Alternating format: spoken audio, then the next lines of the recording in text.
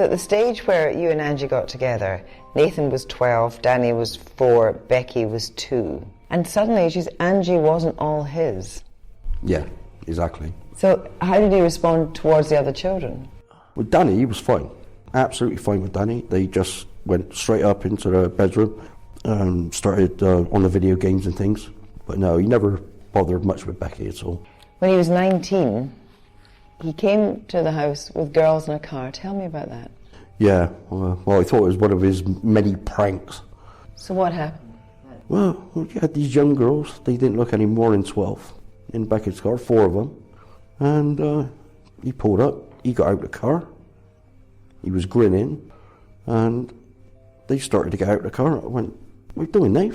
"No, I don't want, they ain't even getting past my gate, let alone go in the house."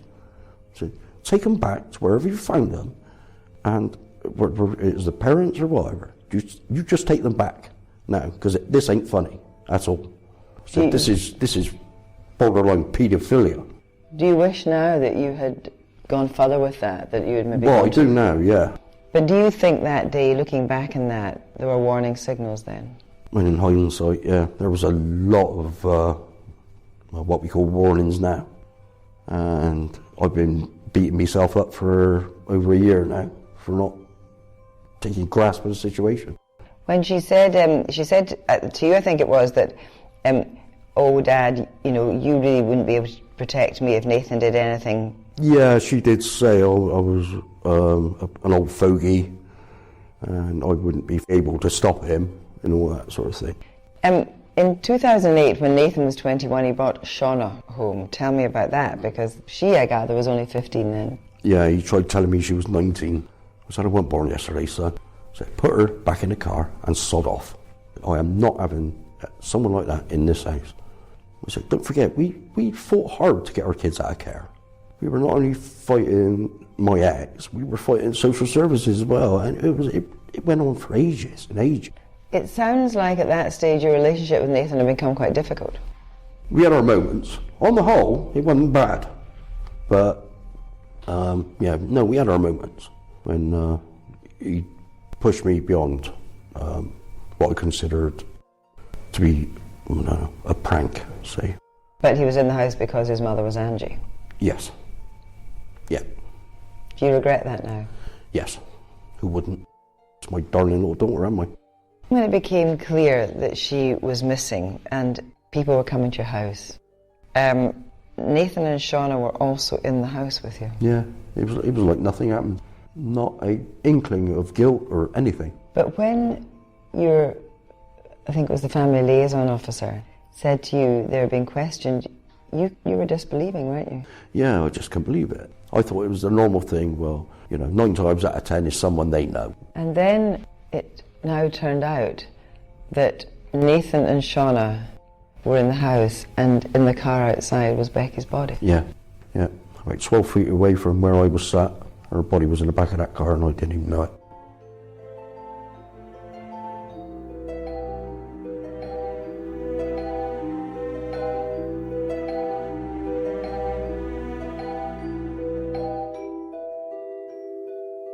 Welcome to True Crime Brewery. I'm Jill. And I'm Dick. This episode is brought to you by Madison Reed. Madison Reed is revolutionizing the way women color their hair with gorgeous, salon-quality, multi-dimensional hair color that's delivered to your door and on your schedule. With Madison Reed, you can have the look of professional hair color without spending the time or the money. Join the hundreds of thousands of women, me included, who've tried and love Madison Reed. Just visit madison-reed.com and you'll get 10% off plus free shipping on your first color kit with our promo code BREWERY. That's madison-reed.com and our promo code is BREWERY. And we also have another sponsor for today's episode, which is Spice Islands. So whether you're looking for flavor adventure or simply better tasting meals, fill your pantry with Spice Islands.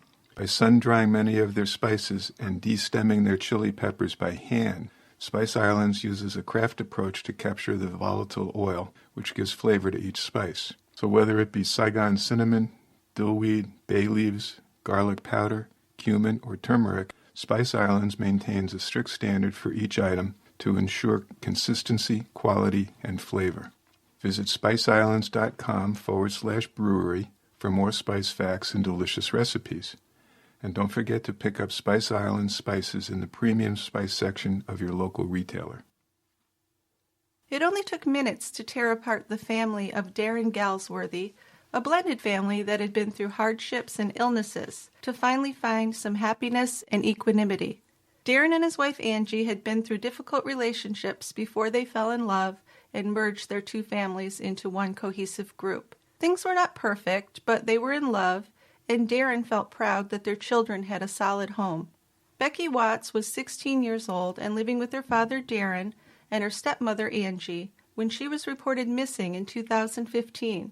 Her phone and laptop were gone from her bedroom, but her clothing and makeup were left behind. It was initially believed that Becky left her home on the morning of February 19th, but it was later discovered that her stepbrother and his girlfriend had lied to mislead the police.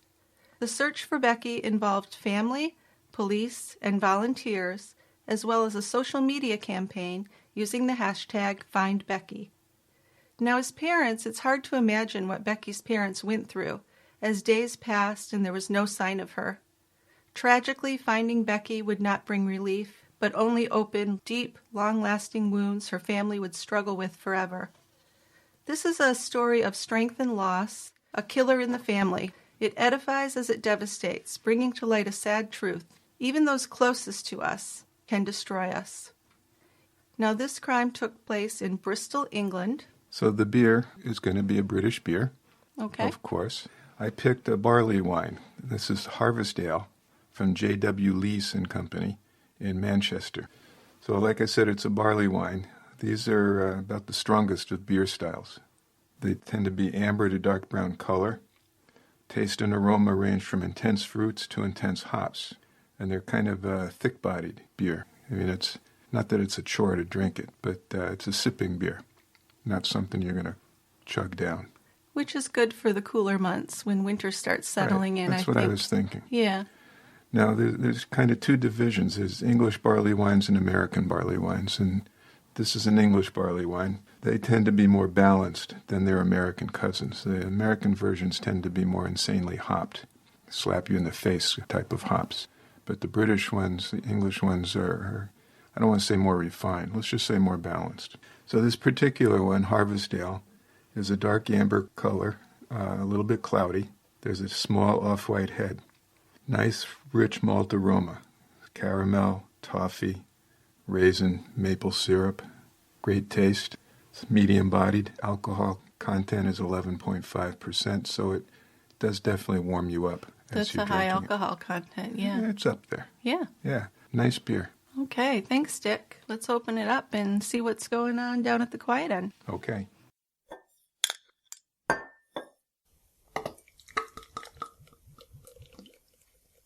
Now that looks like a hearty beer.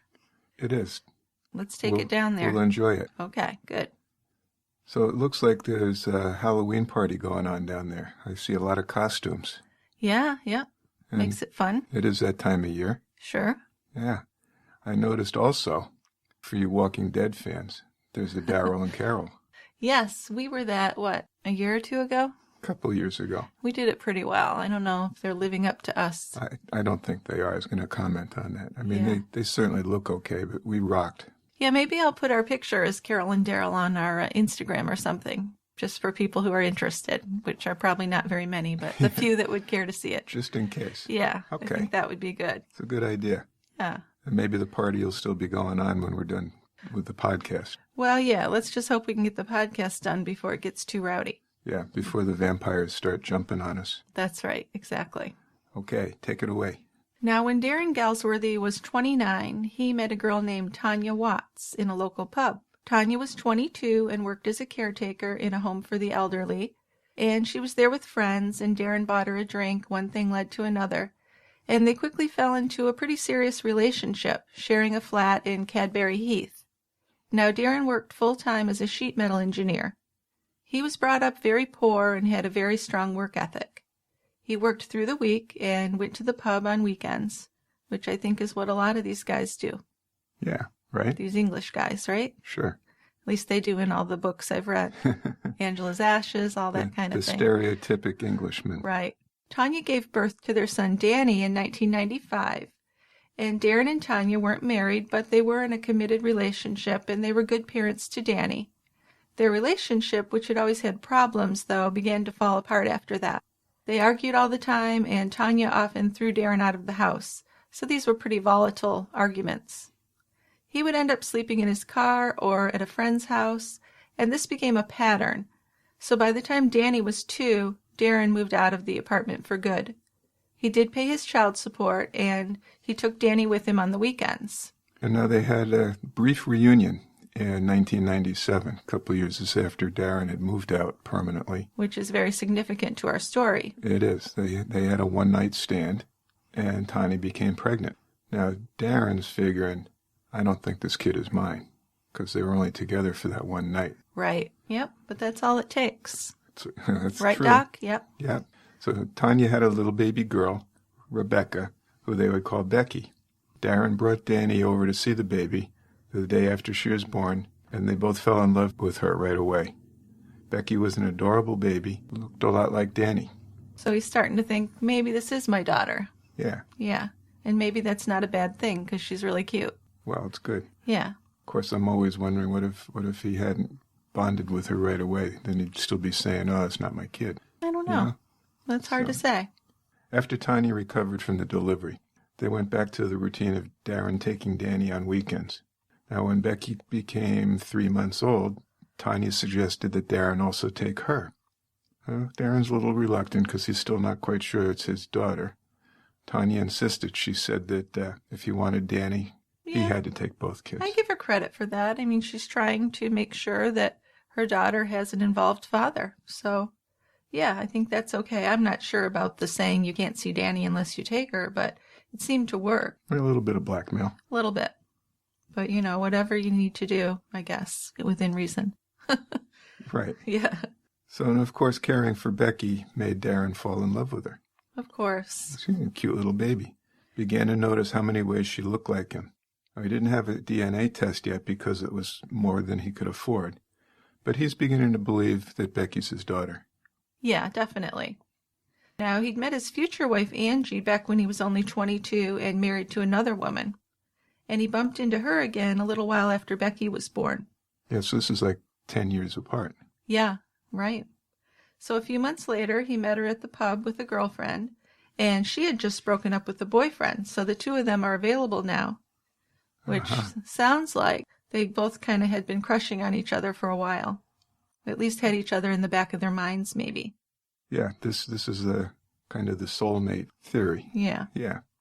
So they started seeing each other, and according to Darren, it seemed like they were meant to be, and he was very happy. He thinks, like you said, that this is his soulmate.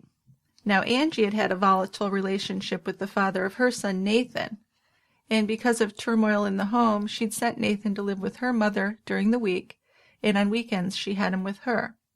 So Nathan was 12 when Darren and Anjie moved in together.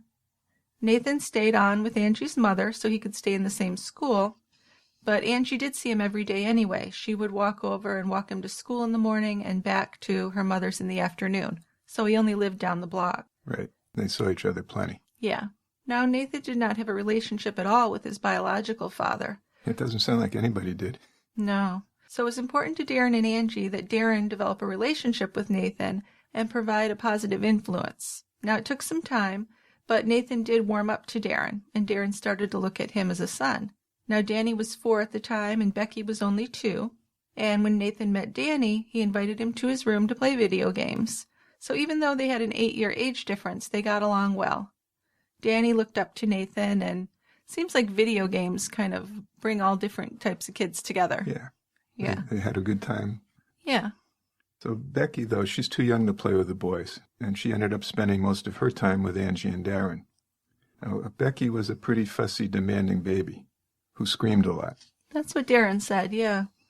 In the beginning, Darren took Danny and Becky out on Saturdays so Anjie could have some time alone with Nathan.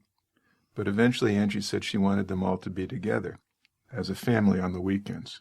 So initially Darren had moved into Angie's house, but they soon moved into a bigger house together. Nathan had a room of his own. Danny and Becky shared a room. During the week, the house was quiet because it was just Anjie and Darren. But on weekends, they had the 3 kids, all running around playing games, so it was quite a boisterous weekend. Yeah, but they seemed to like it. What really struck me about Anjie and Darren is that they'd both had some rough times, it sounds like, and they really wanted to provide their kids a better life. So Yeah. even though it wasn't perfect and there were a lot of ups and downs, and they really wanted to have a happy family. That's what they were striving for. And it looked like they were. Yeah. Now, Darren hadn't bothered to get a DNA test because by this time he's convinced that Becky's his. Tanya hadn't put him on Becky's birth certificate, though, so to make things official, he did have to have the test done eventually. And when the results came in, it wasn't surprising. It confirmed that he was Becky's father. Now, both Anjie and Darren had these rough histories, so it's important to them to have their family together, even if it's only on the weekends. So they planned activities for each weekend, going to parks, going bowling, playing laser tag, going to the beach, just trying to have some fun together time, even though sometimes it was hard for them to afford these things. Yeah, because Anjie wasn't working.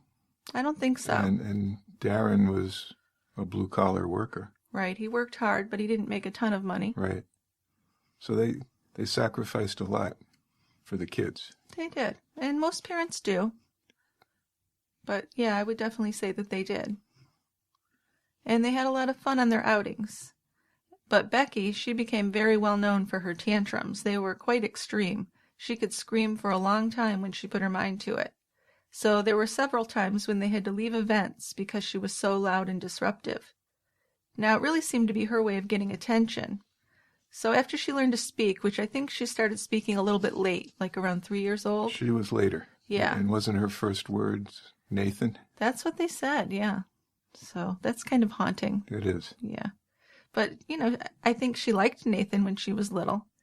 She did. She followed him all over the place. Yeah, which is normal. Yeah. And he found her annoying, which would seem pretty normal too, I would think. Doesn't give you any red flags. No. No. So the tantrums did level off once she could speak and express herself. Yeah. Now, communication between Tanya and Darren never did improve. And the handoffs of the children on the weekends were very tense. So Darren and Anjie began to worry that things weren't good at Tanya's place. When Danny and Becky arrived on Friday evenings, they seemed to be very tired and jumpy and timid. By Saturday, the kids seemed comfortable at Anjie and Darren's place. So, they'd show up, be kind of shy and quiet, and warmed up through the weekend. Right. But then they didn't want to go back to Tanya's house. No, there was some trouble in that home, it will come to find out. Right. Now, even though Darren did pay child support, Tanya was having a hard time financially. She wasn't working, single mom. Now, the kids were in tattered clothing when Darren picked them up, and at one point Becky had no shoes. Anjie and Darren ended up buying clothing for the kids to keep at their place, so they would have things to wear when they were there. Yeah, good idea. Now, we're getting this from Darren's side. Right, there's one-sided story. Right. We have nothing from Tanya. Right, we don't have Tanya's side of the story here. But it seems like she was having some trouble. And I don't think she would deny that. Right. Now, Danny and Becky began to cry and resist going back home on Sundays. It seemed like more than just wanting to have fun at their dad's place. It seemed like there was a problem. But Tanya wouldn't discuss these issues with Darren, and he finally ended up calling social services with his concerns. And it took a while for anything to happen, but in September of 2001, when Becky was 3 and Danny 5, a social worker did arrive at the house to talk to Darren. Now, he told Anjie and Darren that Danny and Becky had been taken into foster care. They were unharmed, but they'd been removed from Tanya's home because they weren't being properly cared for. So, neglect. Yeah, seems like it. But no mention of physical abuse. Well, at least no proof of it. I think that Darren was suspicious because of their jumpiness, that maybe there was some. Right. Although we don't hear about any bruising or anything that would don't. indicate physical abuse. So, of course, Darren wanted the kids to come live with him and Anjie. Sure. But they had to stay in foster care until the best place for them was determined. Now, they were still able to come stay with Darren and Anjie on weekends, and Tanya could have visits that were supervised. Right. Now, this whole idea of his children being placed in foster care is disturbing to Darren, who's prided himself on having a better life for his kids. He'd had this rough childhood, and he was working hard. But then he had to apply for custody and go through the court. And to his credit, he did. He and Anjie found an attorney, which couldn't have been easy to afford, and they went to family court several times. Right, so they're going through all this stuff. Anjie ended up having to take a parenting class, and Darren had to have random breathalyzer tests.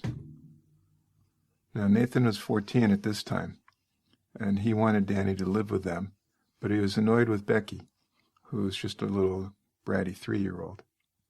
Nathan tended to be jealous over Angie's attention when she gave it to Danny and Becky. Yeah, now after several months, Becky and Danny were allowed to live with Darren and Anjie full-time, so they were really excited and happy about that. And Darren built a playhouse in the yard for Becky. So this was quite elaborate. He painted it pink and purple, he put linoleum on the floor, he installed window boxes with flowers, and presented it to her on her 4th birthday. Now this would end up being a really fond memory for Darren of his time with Becky when she was little. Well, he enjoyed doing things like that for her anyway. Yeah. And the delight that she showed for this playhouse was just all the reward he needed. Exactly. Yeah. Now, Nathan was a pretty serious teen, and one of his hobbies was painting Warhammer fantasy models. Now, he would sit for hours carefully painting these miniature fighters with these narrow little brushes. Very patient and meticulous. Darren was impressed by that. He gave him credit. But Becky, she's 3 years old, she comes storming in, and I guess she took a model and dunked it in a pot of paint and held it up thinking that she helped out. Yeah, I painted it. And Darren, he's a young teen, he was pissed off, and he was furious.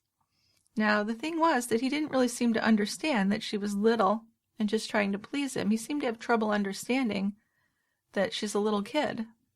Yeah, and the thing with that, I mean, he's a teen. I can see if you're like a 6, 8-year-old somewhere in there, and you're pissed off because your little sister does something like that.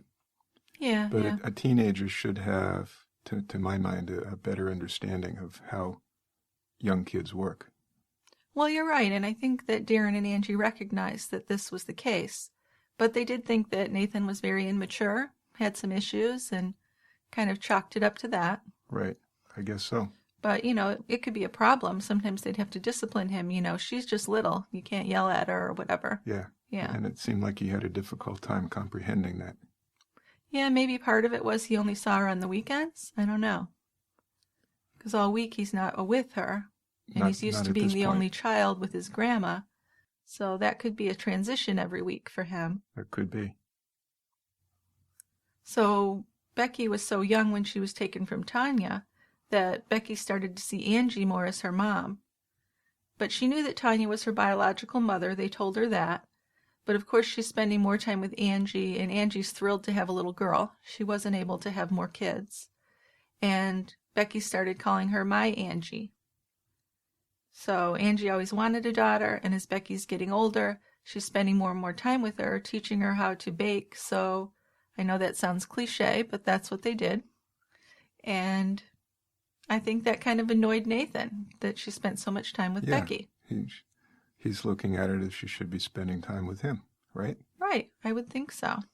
So by the time Becky's 5, Nathan was 16 years old, and he was old enough to babysit her and Danny on occasion. As far as everybody knew, he was a responsible sitter, and there were no problems. Right, yeah. So Bristol was a cool place to live. There was year-round family activities, and the family attended the annual balloon festival. This was a fair with all kinds of different rides. Darren, however, didn't like to go on the rides, so Nathan pitched in, and he would accompany Danny and Becky as their parents watched. Becky loved the outdoors also, and she went on long country walks with Anjie or Darren, or both. She climbed trees, fished for tadpoles, watched them turn into frogs, and then set them free. Yeah, she was a real animal lover. By the time she was 13, she had a terrapin, a rabbit, 2 white rats, and 5 hamsters. Now, the smell in her room, I guess, could get pretty bad with all those animal cages in there. I'll bet. Now, eventually, when some of those pets died off, Becky was allowed to adopt a cat, and she named her cat Marley. Now, Marley was a house cat. She didn't go outdoors, and each night she slept in Becky's room. But she was definitely Becky's cat. No question. Not really that friendly with the other people. She wasn't very friendly with anybody else in the family. Yeah. Now, as you said before, Nathan really didn't have a relationship with his biological father. So he ended up looking at Darren as a father figure. And I think Darren liked that. Well, yeah, because he's put in a fair amount of work trying to establish a good relationship with Nathan. Sounds like it, yeah. So in his teens, he started asking Darren for advice. Darren tried to teach him right and wrong, tried to teach him about the value of hard work. Nathan was good with computers, played a lot of video games, and on the weekends when he was over, Danny and Nathan spent hours on PlayStation. Now, when they weren't inside doing that, they went out on their bikes. And when Becky got old enough, the whole family went on bike rides together. You know, Nathan wasn't that athletic. He didn't play in sports teams, but he was interested in archery and shooting. So Darren set up targets in their backyard where they competed with air rifles and archery sets. And when Nathan was 13, he was given his own air rifle for his birthday, and he was thrilled with that. But there were troubles, you know. He was a loner. He had some trouble making friends. And Darren kept trying to help. He enrolled him in the Army Cadets to try and boost his confidence. And Nathan did well there. By all accounts, he made friends, and he became more involved in activities. He even became involved in fundraising and did some charity work. So there was some progress there. Definitely. Now, Nathan wasn't much of a student. He was more interested in kind of wheeling and dealing on things. He'd buy computer games, he'd buy candies, and he'd sell them at school, making a profit. An entrepreneur.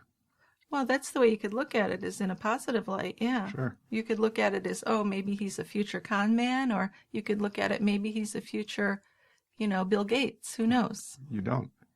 Now, before his 16th birthday, Nathan nagged Darren and Anjie relentlessly for a moped. Darren had owned some motorbikes, so he knew a bit about them, and he taught Nathan about safety, also sent him through training, and he had to take a test. And when Darren brought him home a moped and a helmet, Nathan was thrilled, and he rode that moped everywhere. He got a job as a pizza delivery driver and was making some money. Then he did have an accident with that moped, and he got hurt, but it wasn't too serious. Nothing serious. Not for him. It was serious for the moped. Yes, I think the moped suffered quite a bit. But at this point, Darren's really proud of Nathan. He was training as an electrician at the City College in Bristol, and he was hardworking and dedicated to his studies, and that's what Darren expected. Yeah, he wants a hardworking kid. He has a really strong work ethic. Yes. So when he turned 17, Nathan got his driver's license after taking driver education. He bought his first car, which was a sporty white Renault, with the money he earned from his pizza delivery job. Now, that car turned out to be a piece of crap. But Nathan was obsessed with cars. He bought a newer car when he was 18. Working on the cars turned into a bonding experience between Darren and Nathan. And Darren's definitely proud of him. So much so that when Nathan turned 18, Darren took him out for his first pint. Yeah, so it turned out being a lot more than one pint. I think that Nathan was pretty sick that night. Yeah. But that's kind of the way it is, right? For some people. It's like a coming-of-age thing. I guess. I mean, my suspicion or my thoughts are that Darren was a pretty good drinker. And so they go out to the pub for his first pint. Darren has more than one, and I'm sure he's encouraging Nathan to have more than one. Maybe. Or Nathan's trying to keep up. Or Nathan's trying to keep up. Yeah. Anyway. Now, Nathan's first relationship with a girl only lasted a few months. He was very insecure. He was a jealous boyfriend. And when the girl broke up with him, he did have some odd behavior. He started hanging around outside the girl's house at all hours, and he insisted that she owed him money. He was really stalking her, and she ended up calling the police and had him removed from her property more than once. Now, Nathan's grandma went to talk to the girl's mother, who said that she was actually afraid of Nathan. Darren and Anjie were concerned about this behavior, but it did seem to pass, and they thought he was outgrowing it. Yeah, now Nathan seemed to get less possessive with girls, but none of his relationships would last very long. There was a troubling incident when he was 19, and he did something that really worried Darren. Darren's out in front of his house working on his car, and Nathan pulled up in the driveway. Darren saw there were 4 young girls that appeared to be no older than 12 years sitting in the back seat, and they're all giggling. So Darren says, "Who the hell are they?" Nathan just looked at him. He says, "Oh, just some girls who wanted to go for a drive." That's so weird. It is. I mean, there's a 7-year age difference. Well, right? These are children, and, yeah. And these are babies, 12-year-olds. What 19-year-old would do that? So Darren's kind of confused. He thought maybe Nathan's pranking him or something. Well, I think he wanted it to be a prank. But it wasn't. So he angrily tells Nathan to take the girls back where he'd picked them up. He said, "They're children. Get them out of here." So Nathan just shrugged, got back in the car and left, and Darren assumed he took the girls home. But he didn't see Nathan for a few days after that. And when he did bring it up, Nathan refused to talk about it. Now, this incident really bugged Darren, and he wondered if Nathan had some weird ideas or was even a pedophile. Sure. But with time, everything seemed normal again, and Darren told himself that it had just been an inappropriate joke. Now, at that point, what were Darren's options other than that? What do you really do? Yeah. It's really hard to... You're not probably going to go to the authorities. Well, with what are you something going like to that. say? Right. Yeah. And Nathan's unwilling to discuss it with him, so he's not going to get any results from that. I know, yeah. So I guess the thing I'd say is that I'm going to remind myself to be pretty vigilant about who Nathan's hanging out with and who he's bringing home. I mean, it's tricky because at this point he's 19. He has his own car. You really don't have that much control over it. And he did try and talk to him about it afterwards because there's something really weird about it. We think. Well, yeah. You know? I mean, knowing what ended up happening, of course, but even without that, you wonder, this couldn't have been the only time he picked up young girls. What did he do with them? You wonder if he was a practicing pedophile. You do. Yeah. Well, and we're going to find out that when he started dating Shauna, there was a considerable age difference. That's true, too, yeah. But we'll get to that. Right. Now, Becky, she was very painfully shy in secondary school. Now, she'd always had trouble making new friends, but in primary school, she'd had a close friend and a cousin that she was able to remain close to and hang out with. But when she went on to the secondary school, she was lacking self-confidence and she became a bit of a target for some bullies. Now, the girls at her school were picking on her looks and her weight, which is just ridiculous to me because if you look at the pictures, she's adorable. Yeah. And certainly not fat. She wasn't. No. But she was bullied. Yes. Now, they stole a new jacket right off of her back, and Anjie went to speak to the principal, but of course that just made things worse. When the teachers got involved, the bullying girls just got meaner towards Becky, and of course that made her more insecure, and this ended up with her becoming very obsessed with her weight. And this is sad because she's only 11, but I mean, that's the reality, I guess. But girls of that age are dieting. Well, from this story they were, yeah. Well, I mean, you see children this age. Didn't you see that? Not that frequently. No. I mean, a little bit older. Yeah. It's uncommon for 10, 11-year-olds to be doing this. Right. But it's definitely an issue for young teens. Oh, yes. Yes, big issue. No question about that. Right. So she's really pretty. I think she had a normal amount of, like, chubby cheeks, certainly not fat. Well, she was nowhere near being overweight. No. But that didn't matter, of course. And her parents, they tell her how beautiful she is, but that doesn't matter what your parents say. No, she just wanted to be accepted by the girls. Exactly. She wants those mean girls to like her. Exactly.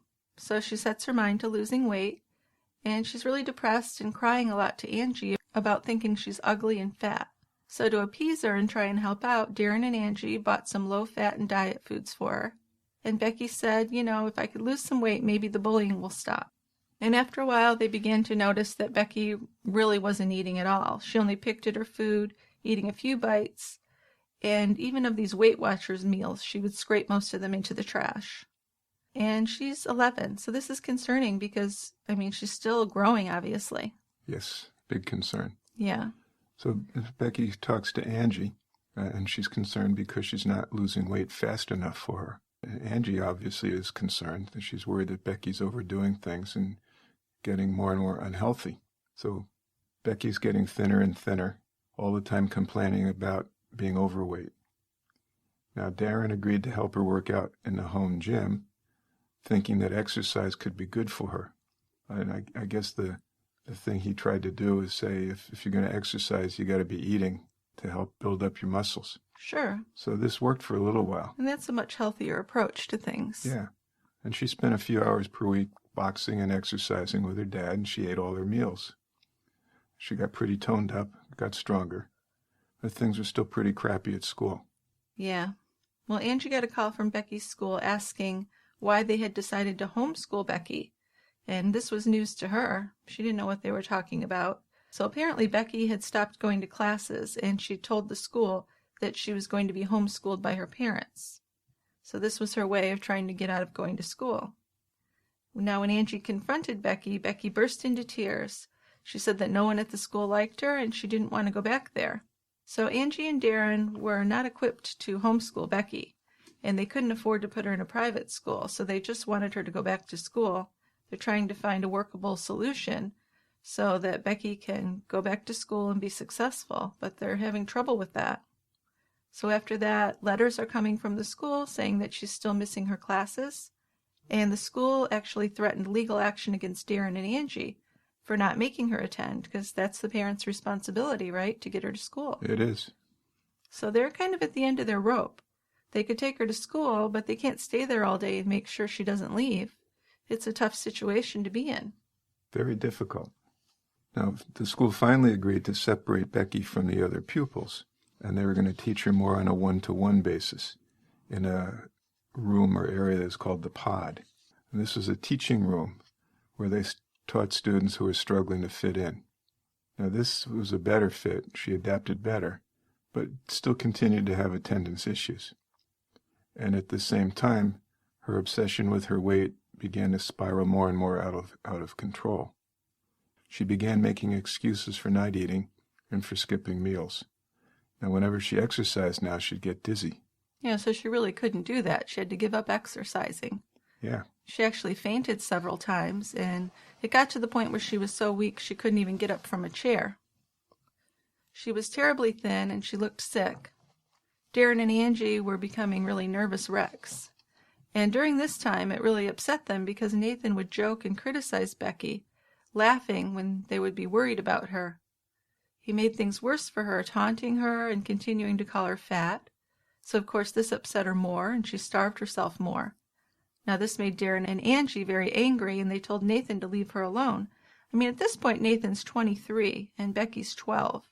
So it seems very immature and cruel for a grown man to be teasing and tormenting a 12-year-old girl about her weight. Oh, absolutely. It's totally wrong. Yeah. And Darren and Anjie are getting angry about it. It's not okay. No, it's not. I mean, they're pretty upset with Nathan, but they knew that he could be immature and that he could be jealous when Becky got Angie's attention. So they see his behavior as sibling rivalry and jealousy. Which it probably was to an extent, but it just seems over the top. But still, he's in his 20s. Yeah. So Darren took Nathan aside and explained to him about Becky's anorexia, talking about how serious it was. But that didn't matter to Nathan. Things didn't get any better. No, so I think we're seeing here that he lacks empathy. Definitely. Yeah. Now, every evening at the dinner table became a real war to get Becky to eat. Darren and Anjie would prepare foods and put them in front of her, and she'd refuse to eat more than a few bites. Now, Darren lost his temper more than once at Becky, and Becky screamed back at him that he was trying to make her fat. Now, he said, "I'm not making you fat, I'm trying to keep you alive." And Anjie was just really upset about the whole thing. Yeah, she's a wreck. Yeah. This is a lot of family discord. Yeah, it's a big deal. Yeah. So finally, Anjie took her to the doctor, which was a good step. Definitely. Maybe should have gone sooner. Probably should have. But of course, Becky didn't want to go. They had to really pretty much force her to go. She went with very great reluctance. Now, the doctor told Becky that she was underweight, quite a bit underweight, and if she didn't begin to gain weight, she'd have to be admitted to the hospital. So Becky says to the doctor, I'm going to eat, don't worry. But she didn't change. For the next few weeks, she'd eat a few bites and then go to her room. So who knows, maybe she's vomiting. I think that's a possibility, yeah. Her cheeks got more and more hollow. Her arms looked like skin and bone. And she finally got too weak to even go to school. So this is at a crisis point, wouldn't you say? Definitely. Yeah. Especially when they got a weight and found out what she did weigh. 65 pounds. Yeah. Now, she's still young and little, but her average weight should have been 90 pounds. Yeah. So she's about 25% of her body weight under. So that's pretty bad. I mean, what would you do with a kid in this circumstance? I'd hospitalize her. So that's probably what should have been done. But, of course, you know, she's resistant to that. She is. I mean, like any good anorexic, she was proud of her low weight. Like, yeah, you're never too skinny when you're an anorexic. So she's diagnosed with anorexia, of course, at only 12 years old. Now, some of the symptoms of this are what? Well, I mean, you're going to be cold. You're going to be tired. You're going to be weak and dizzy. Just standing up from sitting makes you dizzy. Mm-hmm. You have no exercise tolerance. You probably, well, if you'd been having periods, you're going to stop having periods. Yes, I'm pretty sure that happened, yeah. So there's a lot of things that can happen with anorexia. So, I mean, you say that to a 12-year-old girl, she's like, so what? But what are the serious physical consequences? Well, the most serious, obviously, is death. You can certainly die from anorexia. Caused by? Just wasting away. Yeah. Okay. But what about heart trouble? You hear about anorexic women having heart attacks, is it? Or not heart attacks, failure? but heart failure. Every organ's affected. Yeah. So your kidneys can shut down. Your liver can become damaged. Your heart can become damaged. I mean, well, your heart's a muscle, right? Right. And when your body's out of fat, it starts living off muscle tissue? Yes. Yeah. So it's not a good diagnosis. No. Right? No. And if you're getting to the point where you're 25% off your normal weight, that's serious. Sure, yeah. So, as part of her treatment, she has to go to 2 hours of counseling each week. And she does talk to the counselor. She tells the counselor about the bullying at school and how badly she wants to be thin to fit in. Now, of course, at this point, her not being thin is not a problem. So she's not seeing things clearly. No. So the counselor asked Becky about her home life, and Becky said she felt safe at home as long as Anjie and her father were there. She said she didn't feel safe when she was by herself or when she was with her brother Nathan. Yeah, so this is back when she was 12. Yeah. Yeah. So we're starting to see some things. I mean, besides being a jerk and mocking her anorexia, yeah, she just didn't feel safe around her brother Nathan. Right, right. So this was surprising for Darren and Anjie. I mean, they know he can be kind of a jerk, but they don't understand what she means about being afraid of him. I mean, Darren tells her there's no reason to be afraid. He's your brother. He won't hurt you. And then he kind of throws in there that he would protect her. And it turns into kind of, you know, a joke. She says, oh, you're too old to protect me, Dad. And then the whole conversation kind of falls to the wayside. It isn't really addressed any further. I guess Darren knew that Nathan could be arrogant and quite nasty. But he really didn't believe that he was going to hurt Becky. No, he's just thinking this is all verbal. Right, exactly. And at that point, it pretty much was. Yeah. Yeah. Yeah, there wasn't anything that Darren knew that was physical in nature. So finally they get to the point where if she's not going to gain some weight, they're going to be admitting Becky to the hospital. So she started to eat and gain back a little bit of weight. Apparently the threat of being taken away from home had frightened her enough, and she soon began eating more regularly, 3 meals a day plus snacks. And by several months, she was back to her healthy weight, and her attitude toward food had improved. Now, that's a pretty good result. It is, She right? wasn't hospitalized. And I don't know if she was continuing to see the therapist or not. I would hope so. I would too. Yeah. But that's a pretty impressive result because it's a lot of times not as good an outcome as that. Well, yeah. So by Becky's 13th birthday, Darren and Anjie are really relieved. And they think, well, we've gotten through the worst of it. Now we're going to have happier times. Becky's confidence improved, and it seemed like she was really going to be okay. They had a big cake and celebrated her birthday. Now, by year 9 in school, Becky became a mentor for the kids in year 7. Yeah, so she's like a freshman in high school or something, right? Year 9, somewhere around there. Yeah, well, they complete school at 16 there. I'm not sure. But she had been bullied so badly that she wanted to help younger kids. And if she noticed a kid upset or lost in the hallway, she'd go up to them and offer help.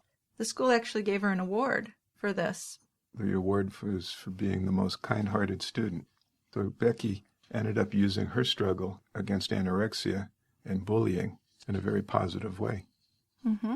So let me just talk for 1 minute about our sponsor, Madison Reed. The hair people. Right. Now, I'm looking at your hair, yeah. thinking how good you look. Okay. Well, you can thank Madison Reed for that.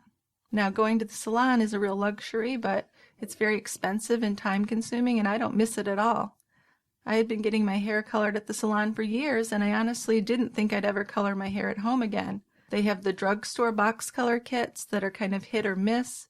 I used them back in college and just had all kinds of terrible results. But that was before Madison Reed entered my life. Madison Reed is actually revolutionizing the way that we color our hair.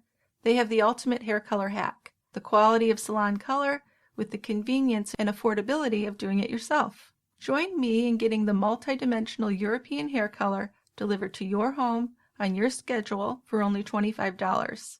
You can find your perfect shade at madison-reed.com. Madison Reed is honoring our True Crime Brewery listeners with 10% off and free shipping on your first color kit with the promo code BREWERY. That's madison-reed.com and use the promo code BREWERY to get 10% off and free shipping. So when Becky was 15 years old, she started dating. She was dating a boy named Luke, and Anjie and Darren really liked Luke. He was a perfect gentleman, very caring to Becky, very polite to her family. Now, when she turned 16, she talked to Anjie about having sex for the first time. Now, Anjie spent a lot of time talking to Becky about her feelings and about birth control, but Becky claimed she already knew all about this stuff. But it was apparent to Anjie after talking that Becky didn't know that much.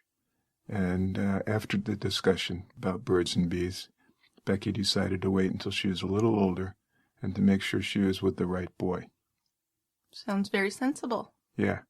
I guess she wasn't real excited about what the boy would do with the penis. Yeah, the whole logistics of it was not appealing once she learned about that. Yeah. Plus, she had plans. She wanted to go to college. She had a real talent for drawing and had decided that she'd like to work in home design. Now, in 2011, Anjie began to have some serious health problems.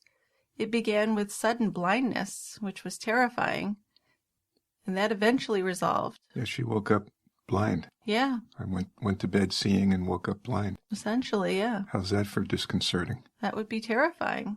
Now that resolved, but then she had some muscle weakness and she was extremely fatigued. Now, after 9 months of not knowing, a specialist finally diagnosed her with multiple sclerosis. So MS, that's a condition which affects nerves in the brain and the spinal cord, but I think it can really affect different people differently. There's a wide range, right? Very wide range. So multiple sclerosis is a disease that affects the nervous system, and it's a demyelinating disease, which means that it takes away the lining of the nerve cells, the myelin. So that's a protein. So, and the underlying reason for this is apparently an autoimmune disease, which is a situation where the body's immune system fails to recognize that it's not foreign. So you're basically having your own body's immune system attacking itself. Well, that's not good. No. No. But the effects can vary depending on which parts of the brain and spinal cord are affected. Well, and do you really know? Is there a way to know what's being affected other than symptoms? There isn't. It's just by symptoms. Well, I've known a couple of people who've had MS, and her case seemed sudden and pretty quickly debilitating. Yeah. Compared to most of them that I've seen, just from my personal experience. Definitely. Yeah. I mean, you can have visual problems, muscle weakness, trouble with sensation where you can't feel things very well. You can have coordination difficulties. So it's a nasty disease, and it can take several forms. New symptoms can occur in isolated attacks, which is called a relapsing form, or they can build up over time, which is a progressive form. And the treatment is not real great.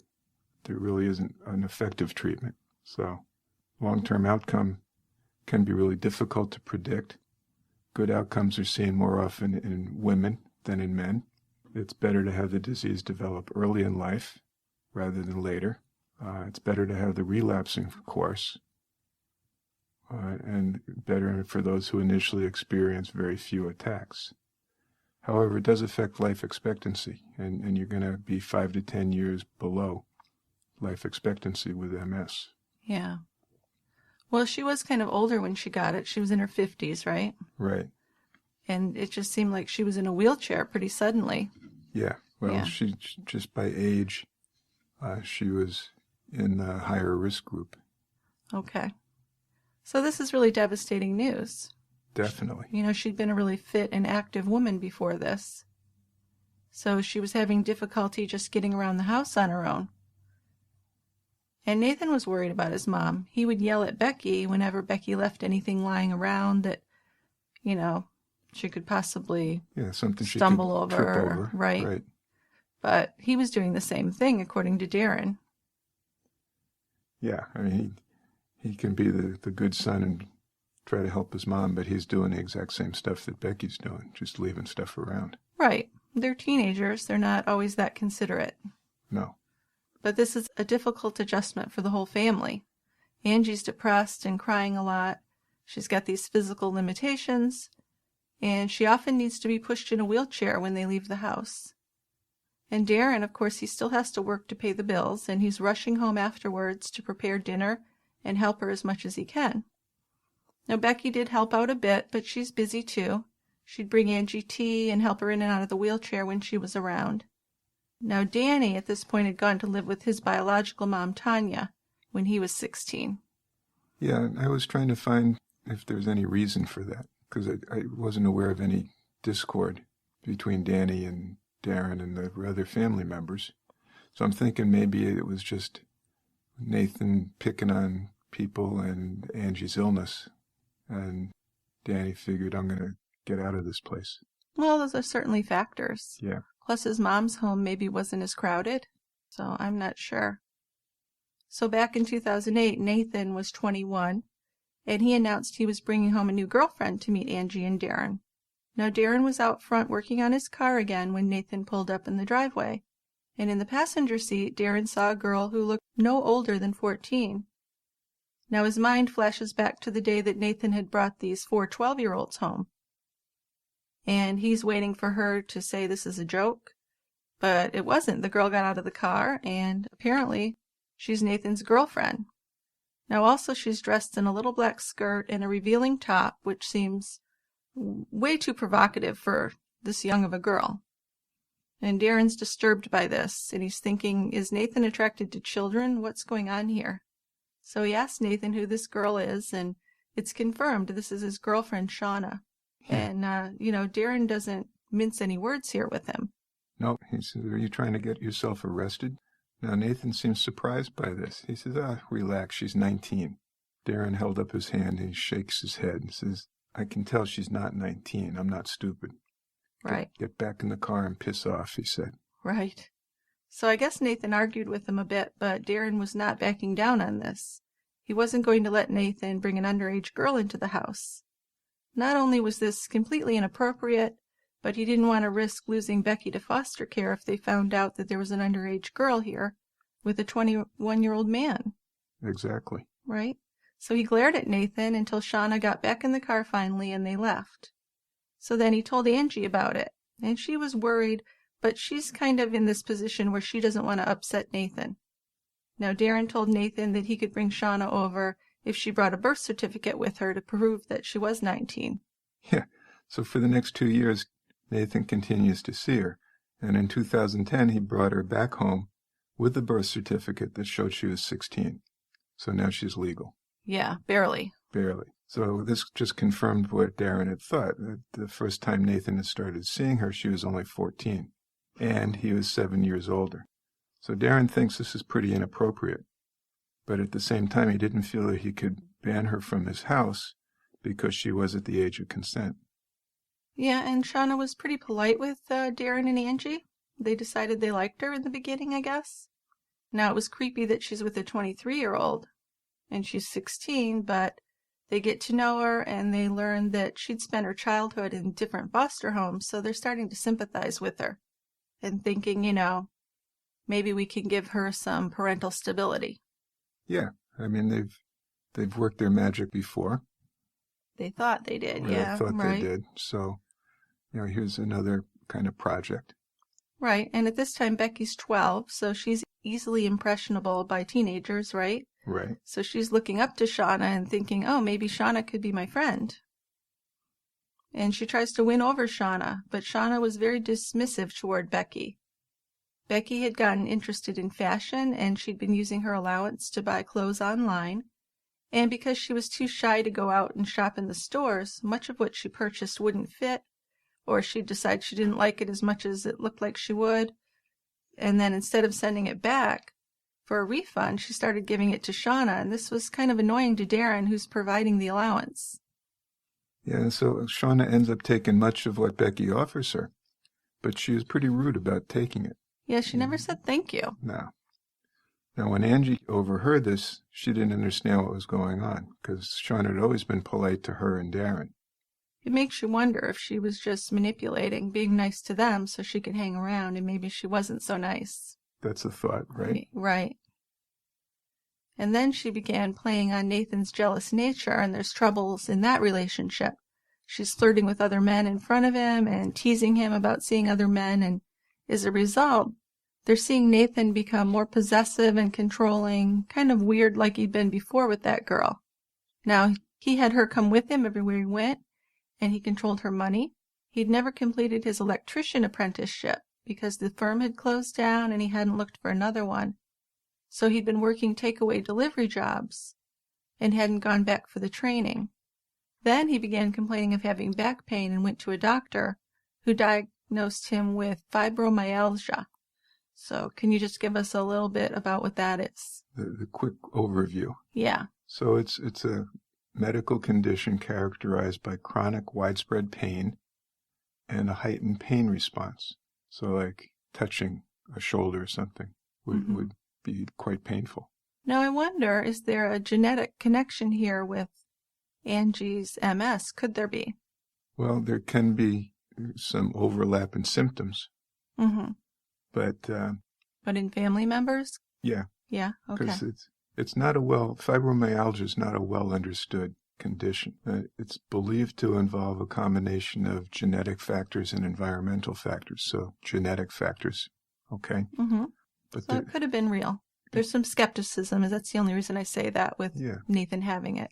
Well, it's because there's no specific test that you can do to make a diagnosis. It's kind of a diagnosis of exclusion. You've done a bunch of tests to exclude other conditions, and you end up saying, well, everything else is negative. It likely is fibromyalgia. Okay. And this is another one like MS. It's one of these chronic conditions that doesn't have any effective treatment.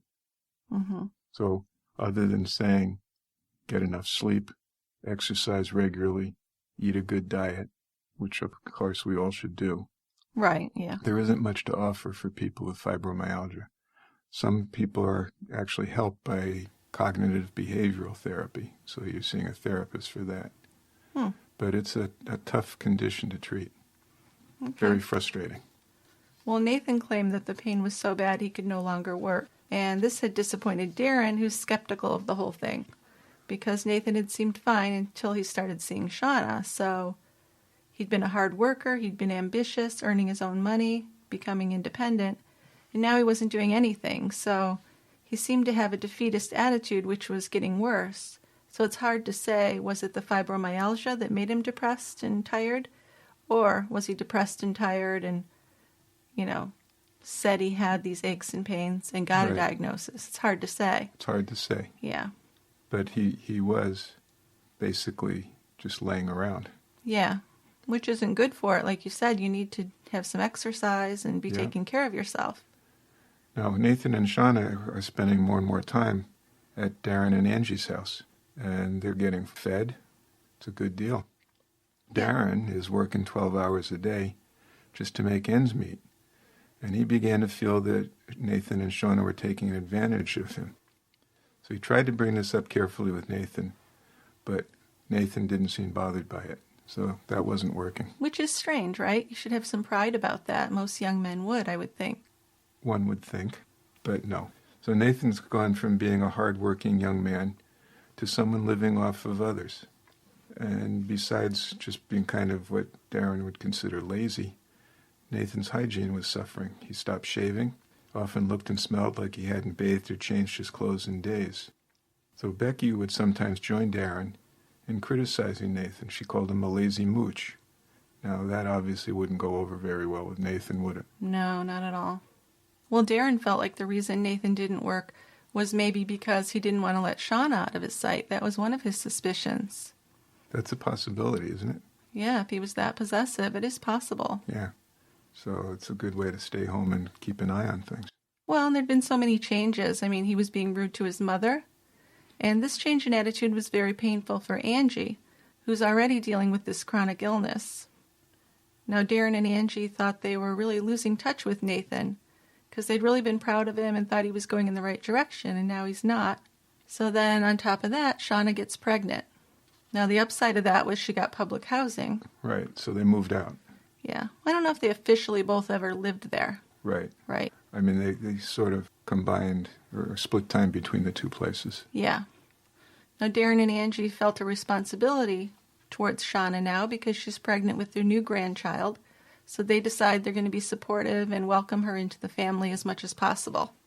Yeah, because they looked at her now that she's part of the family. Sure. And Becky was pretty excited. She's going to be an aunt. Yeah. Auntie Beck. Right. Bex. That's what Bex. They called her, Bex. Nathan's behavior towards Becky was worse than ever. Whenever Becky tried to talk to Shauna about the baby, he verbally attacked her. He told her she'd never be allowed near his baby. Now, it just seems like misplaced aggression toward her, which I can't really put my finger on why he was having that. Yeah, I know. Yeah, I guess it would take a psychiatrist to give us some ideas about that. I mean, I kind of felt that if he was having some weird sexual fantasies, which we think he's attracted to young girls, and now Becky's about that age group. Right. Maybe that made him angry and lash out at her as well. It's hard to say. Difficult. Yep. Yeah. But after the baby was born, Nathan seemed to get a little more purpose for his life and seemed to get a little bit better. He spent some time feeding and caring for the baby. So Shauna, Nathan, and their baby are living in public housing and visiting quite often. So things seem a little bit better. Yeah, by 2013, Darren and Anjie decided they needed to get married. They'd been common law spouses for years. So this was a big celebration. Yeah, it's a happy time. Becky and Shauna were bridesmaids, and Becky chose the dresses and flowers. Now, Angie's condition continued to deteriorate, so Shauna was asked, and she agreed to become Angie's caretaker. This would, on the surface, seem to be a good situation. Shauna could come over, bring the baby with her, earn a bit of money while she helped Anjie. Right, but it didn't work out that way, right? Didn't work out that way. No. She wasn't very helpful to Anjie, and she really didn't do much of any work around the house. No, she just kind of wanted the paycheck or whatever. And Nathan was continuing to pick on Becky. He liked to scare her by hiding and jumping out at her. He would also grab her shoulders and scream in her face. Now this, I think, is really significant. It really brought up a lot of cases where... We've heard this before. Yeah. With some really warped individuals. Right. The Green River Killer. Bundy. Ted Bundy. Yeah. There was another one, too. Yeah, I don't remember exactly. There have been several. But this is maybe not a common motif, but it's something we've seen before. Right. It seems to show a certain pathology. It sure does. Now, Becky did complain about this. It really frightened her. And it made Darren uneasy when he did finally witness it once. And Nathan laughed it off and said he was kidding, but Becky was genuinely frightened, and this was disturbing. A disturbing thing. Not normal. Not at all. So, the evening of February 17th, 2015, Darren came home from work, spent time with Becky for what was the last time. It was cold and dark when he walked in that door after that long day. Now, at this point, Becky's spending most of her time in their bedroom, just because Nathan's around and she doesn't want to have to deal with him. Well, and she's 16, right? Yeah. She wants to be have her privacy. So around 10 o'clock that evening, she came down and asked Darren to make her a pizza. She liked to eat late at night, and Darren would always oblige her because he's just happy to see her eating. Doesn't matter what time of day or night she's eating. Right. He's just happy. So this is his soft spot, and she recognizes that. Yep. So he brings the pizza to Becky on a tray to her room, putting a tea towel over his arm as if he's a waiter. He knocks on the door, says room service. Becky's wearing a onesie and a green sweater that belonged to Anjie. Now, it seems like these two have kind of a cute relationship, the father-daughter relationship. From what we've read, Yeah, the joking. Seems like. Yeah. Now he kisses her goodnight, goes to bed, and at 3 a.m. he wakes up to the sound of her TV, goes in, she's fast asleep, so he takes the remote and turns it off. The next morning, Darren's up at 6 for work, and when he got home that night, Anjie told him that Becky was sleeping at a friend's house. So they knew her friend's parents, the girls often did this is not unusual, they're okay with that. Now, Thursday, February 19th was Danny's birthday, but they'd already celebrated that the previous weekend with him. So Darren went to work early again. Anjie had a late morning doctor's appointment. At 8:30 a.m., Becky knocked on the front door saying that her key wasn't working. So she went straight up to her room when she got inside, and around 11, Angie's mother came to take her to her doctor's appointment. Now, when Anjie returned around 12:45, she noticed Nathan's car in the driveway. He and Shauna were in the living room watching TV and playing on their phones. So as far as Anjie knew, Becky wasn't home, and that wasn't unusual. She's 16, she spends a lot of time with her friends, and Shauna said that she'd heard the door slam earlier when she was out in the backyard smoking a cigarette. She thinks that was when Becky left the house. Yeah, but she never actually saw her leave. No. She saw her come home, right? Anjie did, yeah. Anjie did. She went to her room, and that was it. Right, and then she comes back and Becky's gone.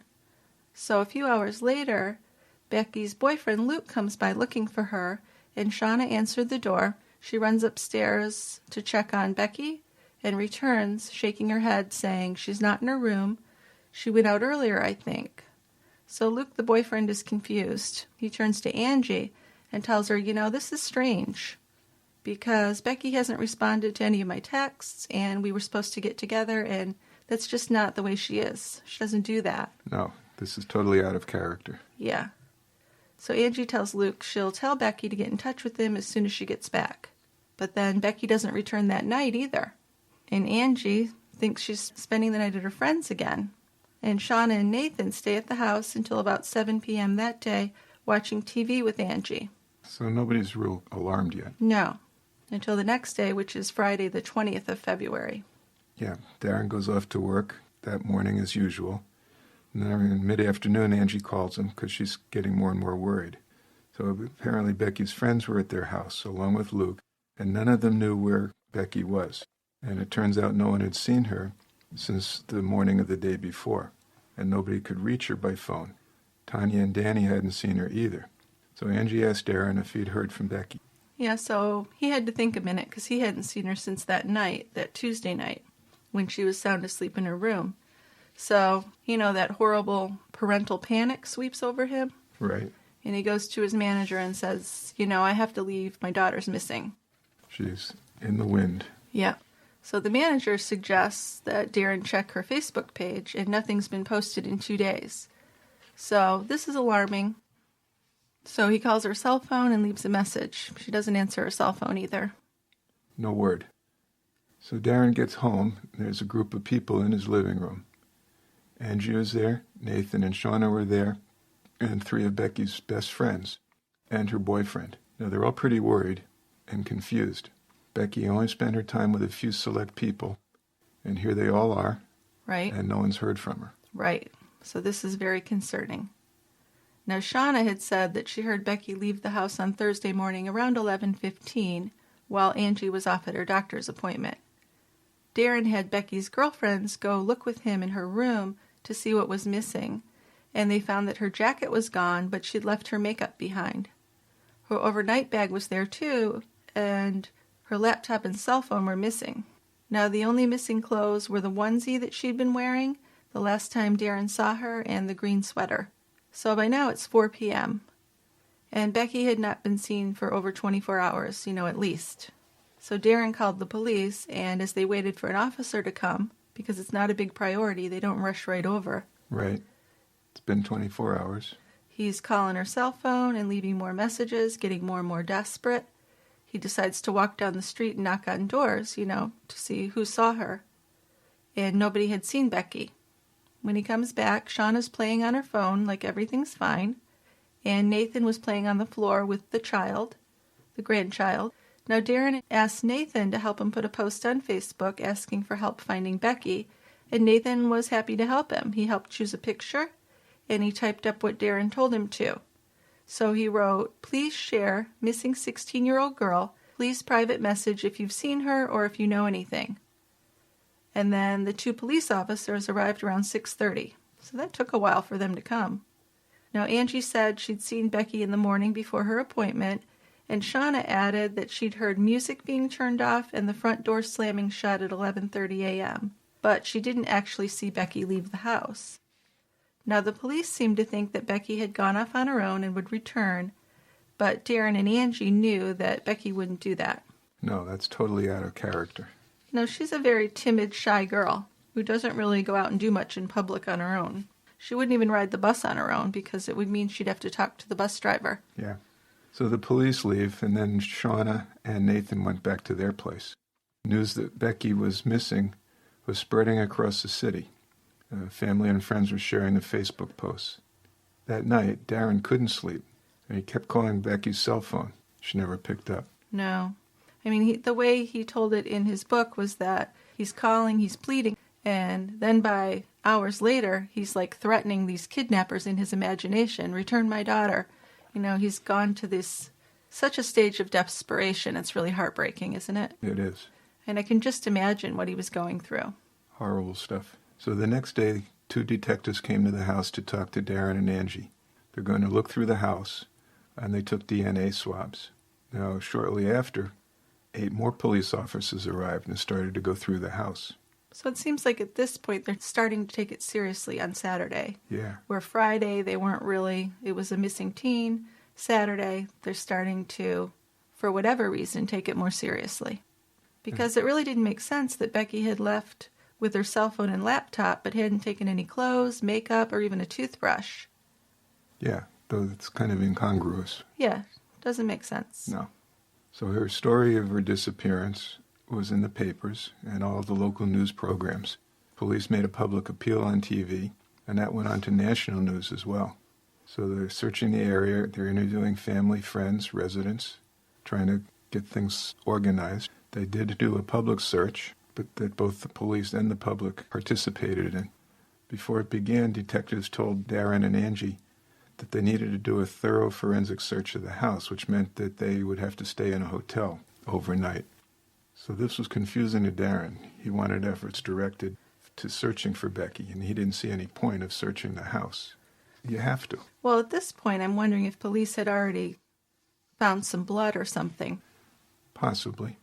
Because they want to do this thorough search. I think that they probably had an idea that something had happened in the house. I think so. Yeah. I'm not sure they were focused on Shauna and Nathan at that point. No, probably not. But I'm thinking that the story would imply that something had happened to Becky in the house. Right.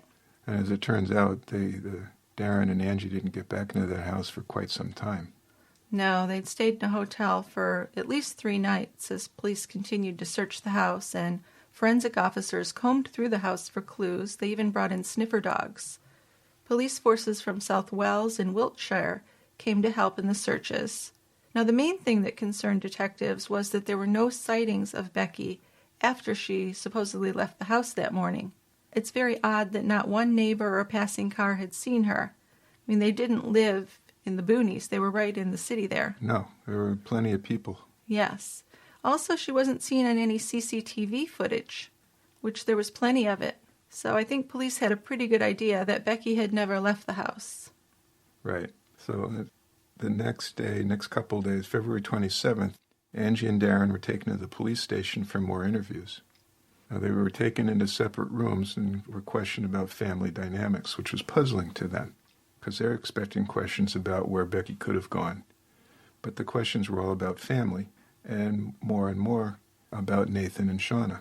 Right, which was just, out of the blue for them. This hadn't even occurred to them that they would have had anything to do with it. Out of the blue for Darren and and Anjie. Right, yeah. Don't you think? This isn't where their mind was going. No. Now, on March 2nd, Darren and Anjie were staying in a hotel outside of Bristol to kind of get them away from the press. And Becky's picture was on the local news and the papers, and her story was on television several times a day.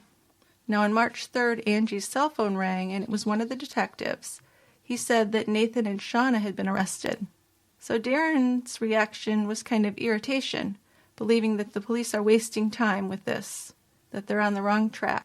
It didn't make any sense that they had arrested them, but then 2 detectives came to their room and they looked very solemn, so they knew something was really bad, something's really wrong here. And the police told them that the investigation had become a murder inquiry. And now here's where it gets really difficult. Terrible, yeah. Terrible. Body parts had been discovered at an address in Barton Hill. They had been identified as Becky using the DNA that they had swabbed from her toothbrush. We've gone from a missing daughter to a dead and dismembered daughter. Right. I mean, it's always got to be in the back of your head that something horrible happened. It's been over a week since she disappeared, right? It's been like 2 weeks. True. That's true. But to be so horrifically murdered. Right. And to have your stepson and daughter-in-law arrested. So Anjie is sobbing. Darren's in shock. The detective explained that Becky's remains had been found in a man's house at number 9 Barton Court in the Barton Hill area of Bristol. Now, this man was Carl Demetrius, and he was a friend of Nathan. So Anjie and Darren had never heard of him, though. Police had found blood on the door frame outside of Becky's bedroom. Nathan's fingerprints were there also. Now, when Nathan was arrested, he pretty much confessed. He told them where her body parts were. Police went and searched the property and found them. So Nathan had admitted responsibility for her death, and he was charged with her murder. Shauna was charged with perverting the course of justice. So I guess that's basically lying about things, right? Covering it up. Covering it up. Right. So what Darren, Anjie, and Becky didn't know was that Nathan and Shauna had shared these disturbing sexual fantasies, and they'd exchanged text messages about kidnapping petite girls to act out these fantasies. Their phones and computers were used to access pornography focused on teenagers, young women dressed as schoolgirls, and threesomes. Yeah, apparently it wasn't enough to watch the fantasies fulfilled on a screen. They turned one of the fantasies into reality when they persuaded a friend to join them in a threesome. Then in February 2015, they went much further when they targeted Becky, intending to use her, as the prosecution put it, as a sexual plaything. Now, there's a professor of criminology at Birmingham City University who has been quite involved in the case. And his theory is that Shauna and Nathan shared a mental illness. They had what's called folie à deux, where the two of them have the same mental illness. So it's kind of like if it was just one of them, maybe things wouldn't have happened, but the two of them acting together fulfilled the fantasy. I've never heard of that. But it's kind of like it took these two people, like the perfect storm, I guess, or something like that. Yeah. That these two people come together. They come together, and they share the same sexual fantasy, same mental illness. Well, Shauna would try and say that she was manipulated by him as well. Eventually. Right. Yeah. So what they had done is they'd gone to the house on February 19th equipped with a kidnap kit, the police called it, which included stun guns and handcuffs. Becky was suffocated in her bedroom and stabbed 15 times in the abdomen after her death. Then they coolly took her body back to their home. So they were calm enough to order takeaway for dinner, play a game of Monopoly, and the next day they were overheard laughing over a parody of the song Do You Want to Build a Snowman from the film Frozen, and the parody song was called Do You Want to Hide a Body? Now, from what Darren had said, they were sitting in the house quite calmly, and Becky's body was in their trunk that day. Yeah. So Darren had walked right past it without knowing. Without even knowing what was in there. Yeah, so they do seem very cold. Yeah, they're just sitting around as if nothing happened. Right. Now together they dismembered Becky's body with a circular saw and packed the remains in plastic and salt and hid them in a garden shed. It would come out later that Becky had told a number of people she was scared of Nathan. Her best friend, Courtney Bicker, said Nathan had given Becky graphic details of how he would kill her, and he once suggested that he would batter her with a sledgehammer. So Becky hadn't shared these things with her parents, apparently. Apparently not. So Nathan became sexually fixated about Becky. Mm-hmm.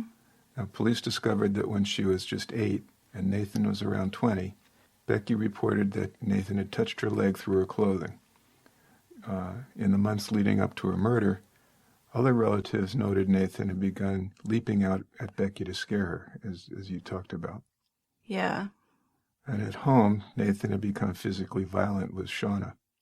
So the most serious attack was when he pulled her by her hair on their bed and strangled her for 4 to 5 seconds, according to Shauna. Right, so he gets off on scaring and hurting women. Yeah.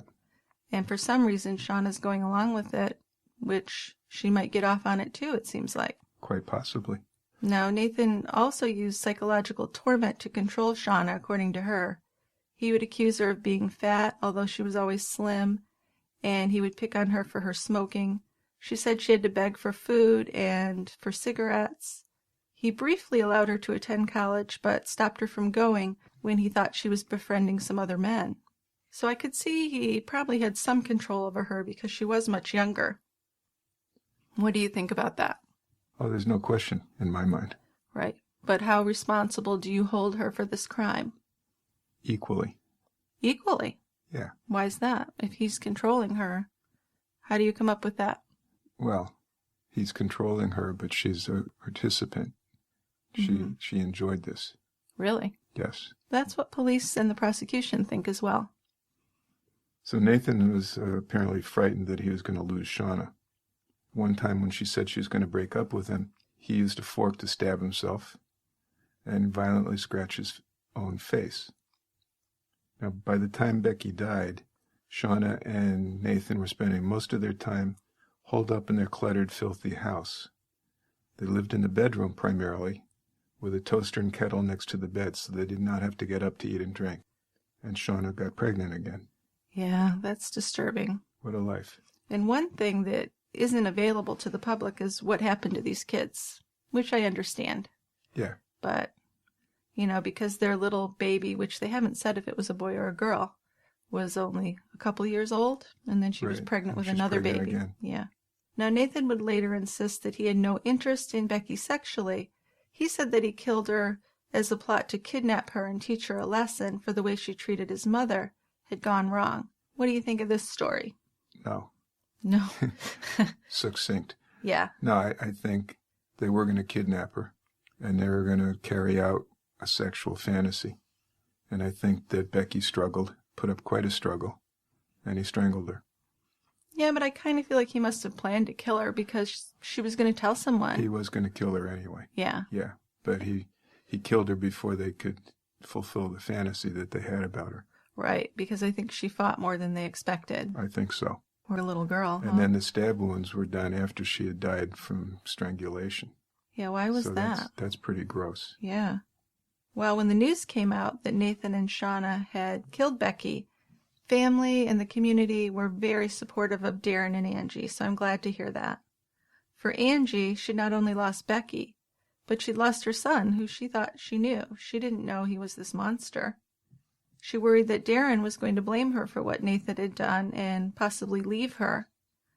Now, although Darren couldn't forgive Nathan, and he did hate him, they stuck together and supported each other, and that's not easy. No, and as he writes in his book, there were times when he'd lash out at her. Yeah, but he'd always say he was sorry. Yeah.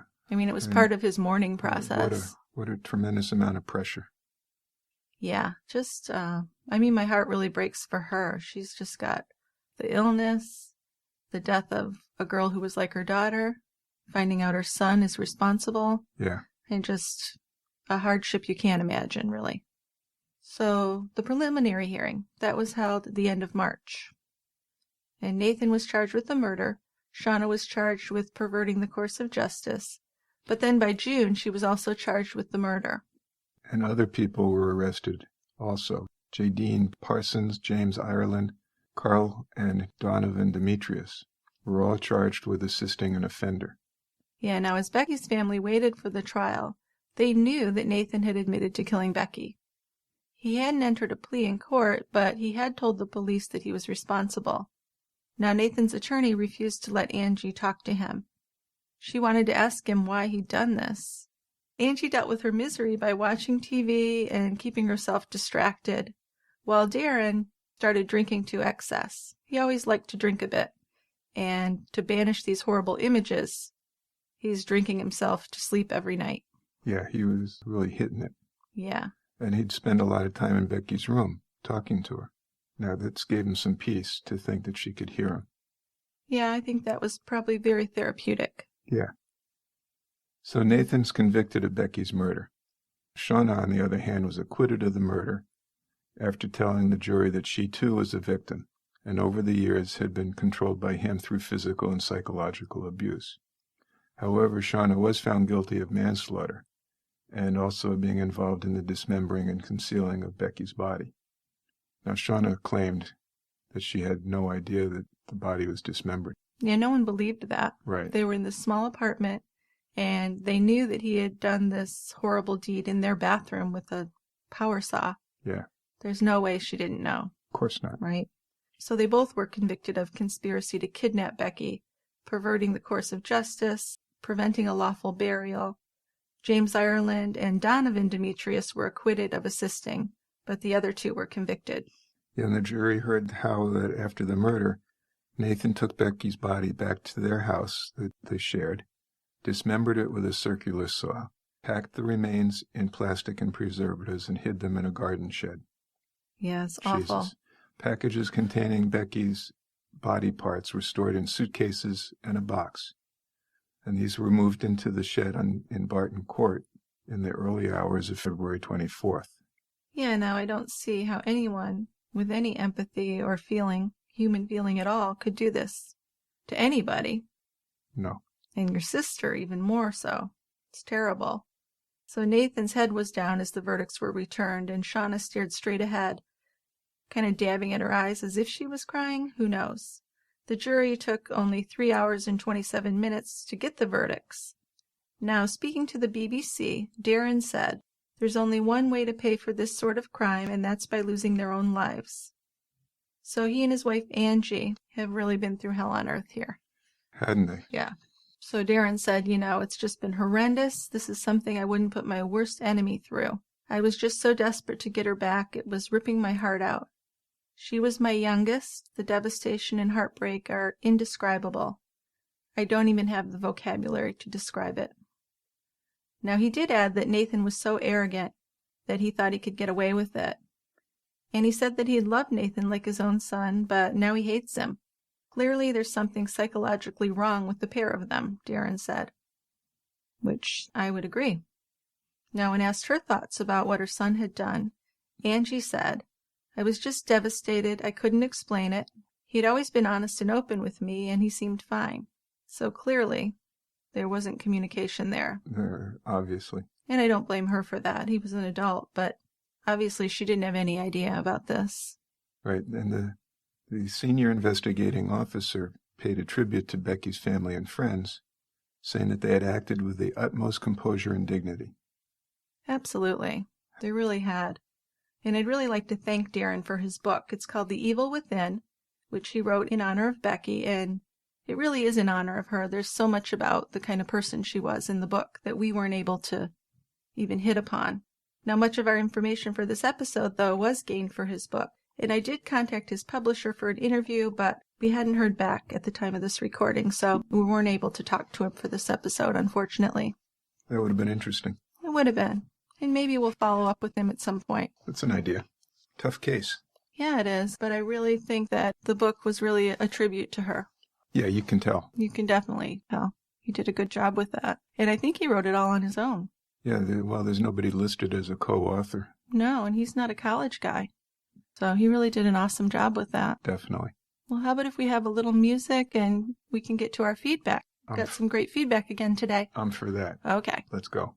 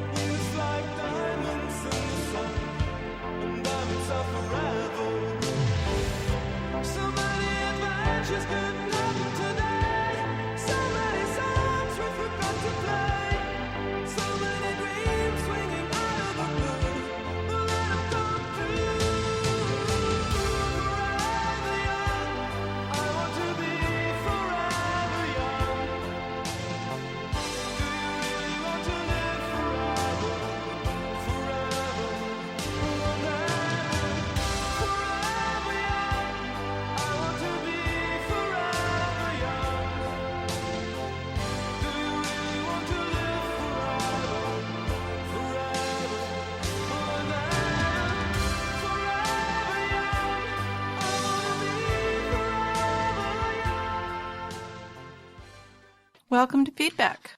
I'll let you go first, Dick. I get to go first today. Yes. I have a suggestion from Patricia H., who loves us, but wishes we would do a show on Michael Blagg. I think that's how you pronounce it, B-L-A-G-G. This is a guy who has been convicted of murdering his wife. They lived in Grand Junction, Colorado, and had marital problems. And his wife and daughter disappeared one day. Mm.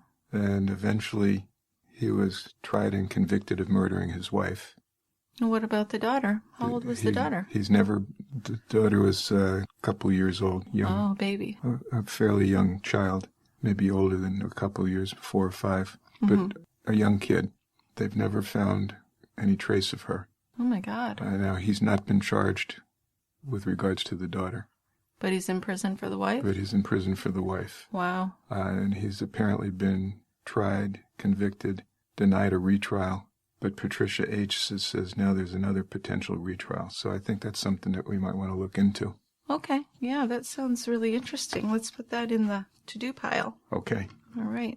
So I have a note from Emoticania, and this is about an officer and a psychopath. So this was Colonel Russell Williams, who was the serial rapist and murderer. And we were quite hard on his wife. So she says, I think you're out of line blaming his wife or saying anyone should feel guilty for someone else's crime. Yes, people died, but she lost her husband too, and would have to pay for damages to her home.